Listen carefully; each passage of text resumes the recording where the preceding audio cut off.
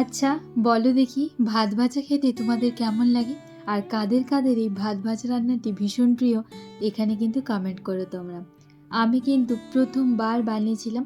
রান্নাটির নাম আগে অনেকবার শুনেছি, তবে কোনো রকম ভিডিও সার্চ না করে এবং কারোর কপি না করেই কিন্তু একদম নিজের মতো করে আমি বানিয়েছিলাম। যতটা সম্ভব রান্নাটাকে টেস্টি করে তুলে যায় সব রকম এখানে কিন্তু তোমরা পেয়ে যাবে, তাই ভিডিওটি দেখতে থাকো। আমাদের যেহেতু ২ জনের সংসার, তাই ভাত কিন্তু প্রত্যেক দিনই একটু বেশি হয়ে যায়। মানে প্রায় দিনই একটু বেশি হয়ে যায়। মানে সকালের ভাতটা আমরা রাতে খাই, কিন্তু রাতের ভাতটা সকালে আমরা অতটা খাওয়াটা প্রেফার করি না। সন্ধ্যেবেলা করে ওই ১ মুঠো কি ২ মুঠো খানিক ভাত থেকে যায়।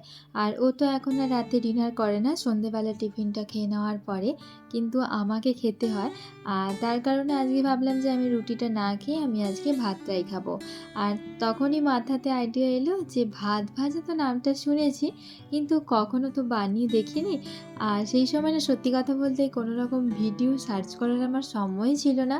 যেহেতু মাম্মারও খাবারটা বানাতে হবে, তাই চটজলদি করে আমি ভাবলাম যাই হোক নিজের মতো করে বানিয়ে ফেলি। সেই তো আমরা ফ্রাইড রাইসটা বানিয়ে থাকি, তো নিজের মতো করে বানিয়ে ফেলি। তো এখানে আমি সমস্ত প্লেটিংটার মধ্যে সমস্ত কিছু নিয়েছি একটা গোটা কাঁচা লঙ্কা কুচি, ২ টো কারিয়া পাতা, ১ কোয়া লেবু আর কিছু চিনেবাদাম, একটা ডিম, একটু সর্ষে আর যে পরিমাণ ভাত ছিল। প্রথমেই একটা ফ্রাইং প্যান নিয়েছি, প্যানটা খুব ভালো করে গরম করে নিয়েছি। তারপর তার মধ্যে বেশ কিছুটা সর্ষের তেল দিলাম, দিয়ে একটা এখানে ডিম ফেটে দিয়ে দিলাম। আর ডিমটা এখানে আমি স্ক্রাম্বল করে নেবো, অথবা যেটা বলো যে ডিমের ভুর্জি, সেইটাই করে নিচ্ছি। আর ডিমটা কিন্তু আলাদা পাত্রে ভাজছি, মানে এই পাত্রে কিন্তু আমি ভাত ভাজাটা করব না। আর খুবই সামান্য একটু উপর থেকে লবণ দিয়ে দিলাম। আর চেষ্টা করবে ডিমটা একটু কড়া করে ভাজার জন্যে, কারণ দেখবে যদি একটু তেলটা কম থাকে বা যদি কড়া করে না ভাজা হয়, তাহলে ভাতের সঙ্গে মেশালে একটা বেশ ডিমের আষ্টে গন্ধ আসে। আর সেই কারণে আরেকটু তেল দিয়ে ডিমের ভুর্জিটা বেশ আমি ভালো করে ভেজে নিয়েছি। এখন ওভেনে আরেকটি কড়াই বসিয়ে নিয়েছি। কড়াইয়ের মধ্যে দিয়েছি বেশ কিছুটা সাদা তেল। এরপর একে একে করে যেগুলো প্লেটের মধ্যে সাজিয়ে রেখেছিলাম, প্রথমেই দিলাম সর্ষেটা, তারপরে দিলাম ২ টো কারিয়া পাতা, কাঁচা লঙ্কা কুচি আর চিনাবাদাম। খুব ভালো করে ১ মিনিট মতো একটু এটা ভেজে নিয়েছি। আর দেখবে বাদামের মধ্যে যেন একটা ক্রাঞ্চি ভাব থাকে, সেরকম করে বাদামটা ভেজে নিতে হবে। এরপর ১/৪ চামচ হলুদ গুঁড়ো দিয়েছি। তারপর ভাতটা দিয়ে খুব ভালো করে মশলাগুলোর সঙ্গে, মানে বাদামের সঙ্গে মিক্স করে নিচ্ছি। এরপর দেব লবণ।